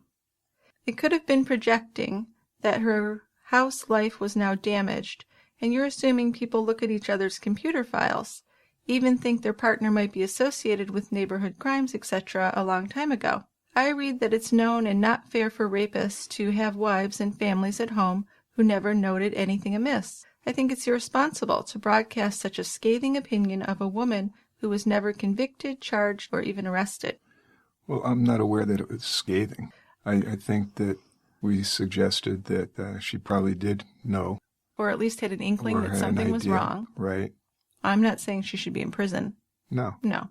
So, again, I don't think we were scathing. Well, I think my main issue with her was the hardwood floor, right? Yeah. She wanted damages for her hardwood floor being scratched. And even sanding it and refinishing it wasn't enough for her. She wanted it replaced. The whole floor replaced. Right. And I think that's what we took kind of exception to. Yeah, and I just think that makes her an asshole. I can't change my mind on that. Me either. No. So sorry, Emoticonia. Yeah, I certainly don't think she should be in prison because her husband was a rapist and a murderer, but I think she's clearly an asshole if she's saying things about her wood floor when her husband's killed people. Maybe she shouldn't feel guilty, but a normal person would. I think so. Yeah. Okay. Okay. So here's another case from Chelsea, who first says that she loves listening to our podcast. Thank you, Chelsea. She's always excited for Tuesdays, but she also likes re-listening old episodes while I'm preparing dinner or doing yard work. I love Chelsea. That's cool. She's the only one from her social circle who listens to true crime stories. I don't think that's unusual. I think a lot of us who listen to podcasts, nobody in our life does, and it's kind of like our thing that we share. So Yeah. she says, while I'm listening to your podcast, I will comment or agree or disagree out loud. So she's part of the conversation. Yeah. And that's what we like. That's what we were hoping for. Sure. Right. Yes. So, and I'm just doing this because you just talked about the officer and a psychopath, the Canadian Air Force guy. Yeah. She suggests that we cover her favorite true crime case, Paul Bernardo and Carol Homolka, the Ken and Barbie killers. Okay. Well-known case. Well-known case, and in Toronto, or in the Toronto, Ontario area. And these are a couple serial killers, and it's a fascinating case. Well, yeah. Didn't they come up with our officer and a psychopath that he'd gone to the same college or something? Yeah, we mentioned something about that. Yeah. So that's why I was throwing this in after Okay. Yeah. you talked about the Air Force guy. She learned that evil looks just like you and me, and I believe shaped my interest in true crime and serial killers in particular from that day forward. And she mentions a book by Nick Prawn called Lethal Marriage, which outlines what was said at the trial. So there's a lot of information. Okay. So Good. she would love to have us discuss this case while she listens. Okay. Sure. I mean, other people have recommended it. Yeah. And I know some people have said it's been done too many times, but we'll do our best to bring a little something different to the table. Let's do that. Okay. Now I have another case suggestion from Barola B. I really want to listen to your thoughts on the Heaven's Gate case, one of my favorite of crazy cults. That is a crazy cult. It is. And we mentioned that we did a little promo for the new podcast Cults, and we mentioned that was one of them that they've discussed. Right. But it is a super unusual thing that happened. Happened back in, when was it? In the 90s? Right? Somewhere around. When was the... Well, the Heaven's Gate cult was put together. When was in Comet Kohoutek around? Isn't that what it was centered on? Or not centered on. Hale-Bopp. Hale-Bopp. Hale-Bopp, yeah. Okay. Wrong comet. Yeah. So I'm thinking maybe 97. Yeah, Okay. March 26, 1997. Police discovered the bodies of 39 members of the group who had participated in a mass suicide in order to reach what they believed was an extraterrestrial spacecraft following Comet Hale-Bopp. Now, some of these were educated people, and I think that's fascinating, how people can be brought into a cult and led to believe things the rest of us would say are just crazy, and follow someone. I really wonder about people who can put together a cult and lead a cult. There's some kind of charisma, something going on there. For sure. I mean, we've always been fascinated with Scientology, the Jim Jones case, which, I didn't really think we should cover on this podcast because they're so broadly covered. Yeah. But Heaven's Gate might be something, a little something different. Would you think you'd like to do that sometime? That sounds interesting because it would let us discuss cults in general. Yeah, and there's got to be a lot of psychology, for the leader and the members. Yeah, definitely. Plus, they've got a little bit of the comet, which we could get Melissa, our rocket scientist, to talk to us about, right? Okay. All right. So, yeah, thanks a lot. I think we'll give that a whirl. Okay. Another letter from Joyce L. Hi, Dick and Jill. Love the podcast. I enjoy your banter back and forth and your individual takes on the crimes you cover. Thanks, Joyce. I have a suggestion that you cover, which is the case of axe murderer Candy Montgomery in Texas. That one just sticks with me for some reason. And then Joyce had written something about a question about the subscriber feed, but I think we've emailed back and forth and she's all set with that. You've taken care of that. Yeah, so we don't need to talk about that in feedback. But let's talk about the Candy Montgomery case, because I'd never heard of it, and you said it's pretty interesting. It is. There's a lot of stuff going on in it. Mm-hmm. Candy apparently is what you might call a gold digger. So she's marrying for money, which she did. And after some time in the marriage, got a little bored, started having an affair with a guy. Sure. And apparently she approached this guy named Alan and said, basically, let's just have sex, no strings attached. So they met regularly for a while. All right. For sexual encounters. So nothing too crazy so far? No. Mutually agreed to end the affair. Okay, it's reasonable. The guy's wife found out because they knew each other anyway and their kids were friends. Oh, gee, yeah. So the guy's wife found out and there was a big uproar about that. And then the wife was killed. By Candy? Probably by Candy. She was tried but was freed. Oh, so she's not in prison. She's not in prison. Wow. But the consensus is that She probably did it? she probably did it. Wow. So is she still with her husband or the guy she had the affair with, or do we know any of that background yet? I haven't studied it that much yet. Okay. I was just kind of getting the overview. But these are all things that would be fascinating to figure out, wouldn't it? To find out. Yeah, they did. After she was acquitted, she and her husband remained together for a little while. They eventually moved east to Georgia, and they did eventually separate and divorce. Okay.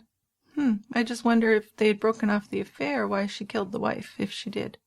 That's interesting. I think that's something to look at. Yeah. Because, I find it's very rare that two people mutually break up or end an affair. It's usually one-sided. Yes. Yeah. Right? Human emotions just don't work that way. No. No. So I think that's something we'd probably want to talk about. I think so. Put it into. right on top of Heaven's Gate there. So I have another suggestion from Hannah M., and this is for the Lisa Steinberg case. She'd love us to cover the death of Lisa. Now, this is another one we've looked at before. This is Joel Steinberg, right, in New York. He was a criminal defense attorney. Yeah. He was abusive of his wife, had a Nussbaum, and they had illegally adopted this little girl who ended up getting killed by him. But it seems like there was a lot of child abuse and neglect. So this is something where we could talk about adoption laws, illegal adoption, what just happened here, because obviously this is a young girl that slipped through some cracks and had a horrible life, really. The girl was 6, Lisa. Right. Beat to death. Yeah. Yeah. And this was a pretty well-respected guy up until that point. Yeah. He's an attorney. Mm-hmm. So, yeah, I think that's an interesting case that we've looked at before and we should probably do. What do you think?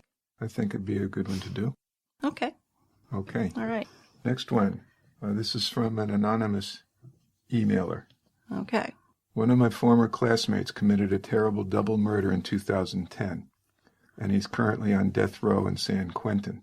It's a truly fascinating case, and another key player is about to go on trial. And even more, there's a blog written by a girl who visits him in jail. So the whole thing is nuts. Check it out if you're looking for yet another California monster. Okay, so this is Daniel Wozniak. Daniel Wozniak. He murdered 2 people as part of a plan to steal money from one of them. And the money was going to be used to pay for his upcoming wedding and honeymoon. So it turns out that at the time of the murders, Wozniak was in major debt and was facing eviction from his apartment that he shared with his fiancée. So the motive was to steal money to get out of debt and pay for his wedding. Wow. Interesting. That is interesting. Definitely, we should do that one too. Yeah. And we could also talk about people that correspond with death row inmates. That's something we've talked about that we've wanted to address. That's always fascinating to me. I think initially we were going to address it with the Menendez brothers' wives. Yeah. That was something we were thinking of interviewing one of them. Still might. Yeah. But this would be an interesting one. Absolutely. Okay. Okay, I think I have the last one. It's up to you. Okay, so the last one is from Jan, and she's responding about our attitude about high school football in our last episode, Sympathy for the Devil, about the murder of Belinda Temple. Jan says, "You may have listeners that don't appreciate it when someone calls a community support of the local high school football team as weird. Just because it wasn't your experience doesn't make it weird. There's a large segment of our country that live in communities where that is simply what you do on a Friday night in the fall. There's a wonderful sense of community pride. Then, if you're lucky enough to grow up in or near a college town as I did, you get to go to college football games on Saturdays too. Weird, not a good word choice. Perhaps just not your cup of tea. Thanks for the opportunity to provide feedback. I enjoy listening to your podcast." Thanks, Jan. Thanks for listening to us. So I think maybe weird wasn't the right word choice. I mean, what I mean by weird is foreign to me. It's an unusual situation that I didn't grow up with. Granted. I don't think it's in any way bad. No, and as she says, it fosters community pride. Yeah, But anything that brings a community together, I'm for. One thing I would say about that is kind of the over-glorification of these high school football players, making them seem maybe a little more special than they actually are. I know, but how do you avoid that? That's the thing. Well, I think you can. You can? Yeah. Just don't go overboard. Well, Keep them tethered. Well, I guess, but I think it's all the hype. It is. There's a lot of hype involved. Well, and again, it's a big thing. It's not just in high school. That's in general in the world. I mean, professional football players, I think that's why a lot of them are not so great. Well, yeah, they're getting paid for it too. Right. So. Yeah, but I think anything where you're being adored by strangers, there's a possibility of some difficulty. Right, exactly. Right? Some narcissism kicking in, maybe. Yep. Yeah. But okay, so. But I appreciate that, Jan. We'll leave the weird comment and just say weird in the sense that it was foreign to us. Right. It's not something I was familiar with. And not generally weird. Not bad. Okay. Yeah. Okay, well, that's it for feedback. Done for the week. Done for the week. We'll see everybody at the Quiet End next week. Wear your best costume. That's right. All right, bye. Okay, bye-bye.